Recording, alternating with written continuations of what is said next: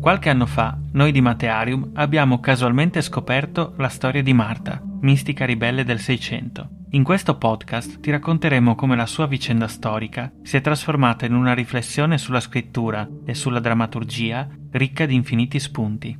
In ogni episodio ti racconteremo un elemento chiave di questa storia dimenticata, una storia che da secoli attendeva di tornare alla luce.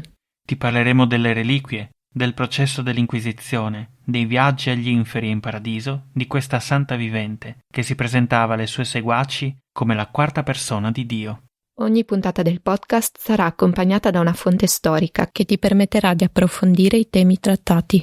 Alla fine di ogni incontro ti proporremo una riflessione sulla scrittura, a partire dalle vicende presentate. Se ti piacciono la scrittura, la ricerca storica e in generale le storie, questo podcast potrebbe trovare un posto nel tuo... Nel tuo? E poi? Sì, mi sono bloccata io. Metti nel tuo cuore, che va benissimo. Fa tanto marketing, non mi piace. Scusa, perché?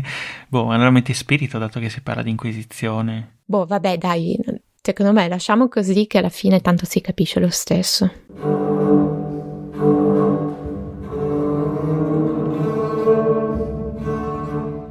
Marta è un podcast a cura di Matearium e Servi di Scena. Testi e voci di Alessandro Di Paoli e di Stefania Ursella. Commenti musicali estratti da Marta, concerto per voce Straordinarius.